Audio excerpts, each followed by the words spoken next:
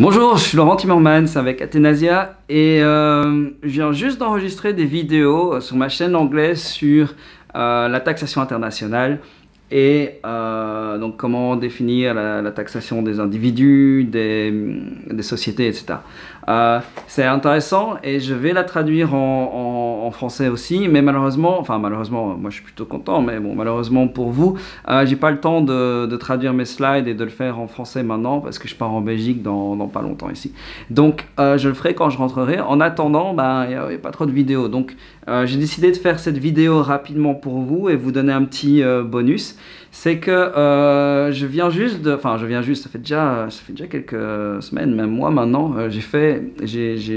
comme peut-être certains d'entre vous le savent, je suis en train de suivre un doctorat en ce moment à distance avec la Suisse et une partie de ce doctorat, ce sont des cours. Et les cours sont structurés en assignment, donc je dois rendre des devoirs, etc.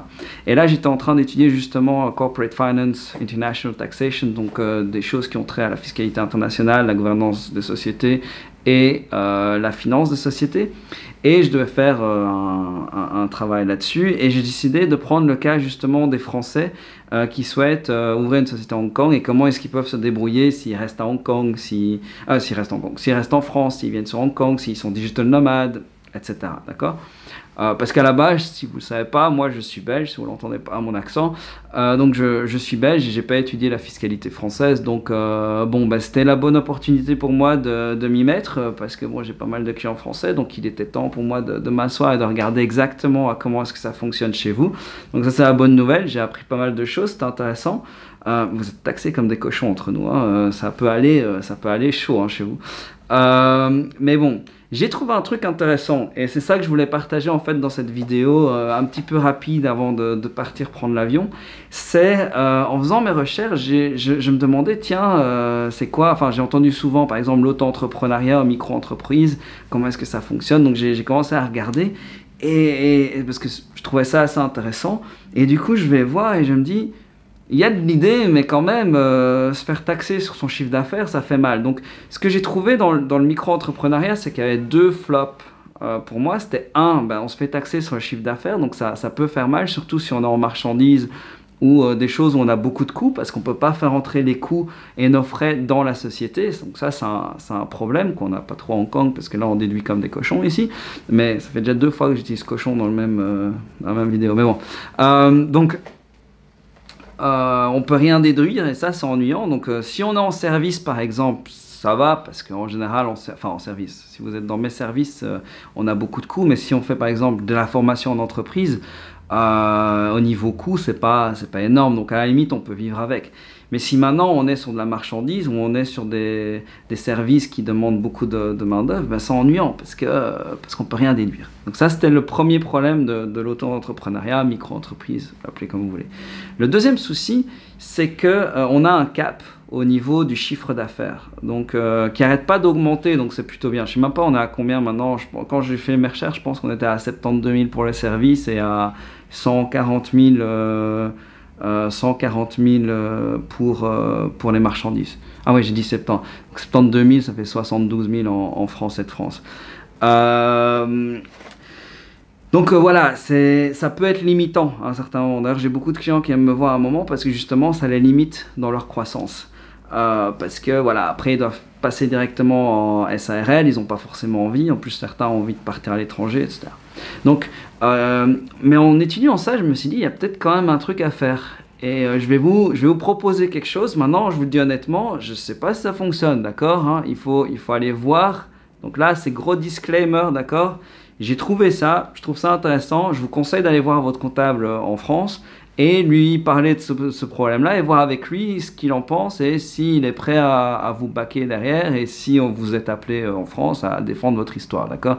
Mais non, je vous le dis clairement, je me mouille pas là-dessus, hein, je vous donne juste un petit, tiens, regardez ça, peut-être que ça marche, d'accord. Alors, une idée que j'ai eue, c'est la suivante, c'est au lieu d'ouvrir sa société principale en France, donc l'idée en fait c'est pour des gens qui voudraient rester résidents français et utiliser une société hongkongaise. Donc l'idée c'est pour justement contourner ce problème de chiffre d'affaires et de dépenses, c'est d'ouvrir une société à Hong Kong en fait et d'opérer votre business à partir de Hong Kong.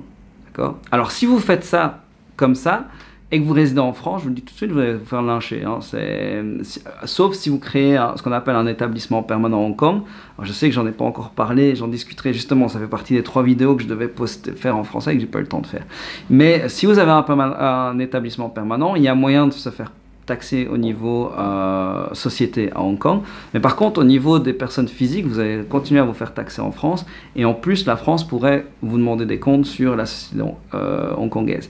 Si vous n'avez pas d'établissement permanent à Hong Kong, à ce moment-là, je vais vous dire honnêtement, bon, ils vont vous recataloguer la société en société française, vous allez payer des taxes en France. Ça, il ne faut pas rêver. Par contre, ce qui pourrait être intéressant, c'est d'ouvrir cette société hongkongaise, d'opérer à partir de la société hongkongaise, même sans établissement permanent, mais vous avez cette société-là qui en fait va, par exemple, je vais prendre un cas Amazon, qui est commun dans Athénasia. Donc vous avez un magasin Amazon, par exemple, qui vend directement sur Amazon, on peut le faire dans Hong Kong, qui fait son sourcing en Chine. D'accord? Donc la plupart des magasins Amazon sourcent en Chine, donc le fait d'avoir une société hongkongaise est vraiment justifié parce que c'est vrai que ça aide pour le sourcing, pour les paiements avec les fournisseurs chinois qui en général ont des business à Hong Kong. Ce que ça va vous permettre de faire aussi, c'est de faire passer des dépenses sur la société hongkongaise, donc que vous ne pouvez pas faire sur du micro-entrepreneuriat par exemple. Et sur la société hongkongaise, ce que vous allez faire... Alors, il n'y a pas de cap sur la société hongkongaise, vous pouvez avoir autant de chiffre d'affaires que vous voulez. Donc, vous pouvez augmenter votre chiffre d'affaires, vous pouvez faire passer des dépenses. Et après, ce que vous faites, en fait, c'est que vous créez une société micro-entreprise française avec de services, donc pas de marchandises, parce qu'il n'y a pas de marchandises, de services qui en fait va facturer votre société française pour des services rendus, qui sont réellement rendus en fait, des services de marketing, des services de conseil, etc., que vous faites vraiment parce que vous restez en France, donc ça fait sens aussi. Vous facturez Hong Kong, et ce que vous essayez de faire, c'est de ne pas avoir de profit à Hong Kong. Je sais que c'est assez bizarre, parce qu'en général, ce qu'on va faire, c'est mettre un max de profit à Hong Kong, payer l'impôt là-bas, comme ça, on paierait en France. Le problème, c'est que si vous faites ça maintenant, vous allez vous faire lyncher, je vous le dis d'office. Donc l'idée, c'est que vous êtes en dessous de 0 Hong Kong, comme ça, vous payez rien Hong Kong, vous n'avez aucun compte à rendre ici, mais aussi en France. La France ne va pas vous demander de payer de l'impôt à Hong Kong parce qu'il n'y a pas de profit. S'il n'y a pas de profit, il n'y a rien à payer, d'accord? Donc, ça vous permet justement d'éviter que la France commence à vous poser trop de questions sur Hong Kong. Et s'ils le font, vous dites oui, j'ai une société là-bas, mais elle n'est pas profitable, d'accord? Et vous l'utilisez juste comme une structure en fait pour aller sur Amazon parce que c'est plus facile pour faire différentes marketplaces, les États-Unis, Europe et tout, et aussi pour faire votre sourcing en Chine. Maintenant, après ça, ce que vous avez, c'est cette société de micro-entreprise. Maintenant, qu'est-ce que vous allez sortir de la société hongkongaise? C'est du profit pur, en fait. Donc maintenant, oui, vous avez payé de l'impôt en France sur cette micro-entreprise. Le pourcentage variera en fonction de quand est-ce que vous l'avez ouvert et enfin il y a des critères, je ne vais pas les aborder ici parce que c'est pas relevant, mais en fait vous allez être grosso modo dans les 20% à un moment de taxes, tout compris, et qui est plutôt intéressant sur Hong Kong, sur la France. Et sur du service, on est à 72 000, donc 72 000 de profit ou 72 000 pour les Français, oui, ben c'est déjà pas mal, quoi, hein, pour un magasin Amazon. Si vous avez 30% de marge, vous faites le compte au niveau chiffre d'affaires, ce que vous avez déjà fait. Donc c'est plutôt intéressant. Et là-dessus, vous paierez, oui, vos 20%. Alors, vous ne savez rien déduire, mais bon, voilà. Alors, ça, c'est une idée. Et je répète encore, si ça a l'air intéressant, je vous conseille d'aller voir un comptable français et de vérifier avec un comptable français, de voir s'il trouve que ça c'est possible. Et s'il est prêt à vous défendre, d'accord? Donc je crois que je l'ai dit assez dans cette vidéo, venez pas revenir vers moi en disant « ouais, je me suis fait griller par l'administration française ». Moi je vous dis, voilà, j'ai fait mes petites recherches, j'ai trouvé ça m'a l'air intéressant, je vous glisse derrière l'oreille. Si vous avez besoin d'aide sur la société hongkongaise, je peux aider. Maintenant, sur la partie française, regardez un comptable local dans votre région qui n'est pas trop bête et qui comprend un peu ce qui se passe à l'international, et dites-lui, tiens, justement, si j'ai ce truc-là, est-ce que ça fonctionne ou pas? Encore un dernier truc que je voulais dire, pourquoi je pense que ça pourrait être pas mal intéressant, c'est que, ben, ça a l'air assez... Il y a une histoire qui fait sens derrière, quoi. Ça sort pas de rien. C'est pas, oui, j'ai une société à Hong Kong pour rien. Mais non, il y a du sourcing, ça tient mon compte Amazon, ça m'aide dans mon développement, etc. Et après,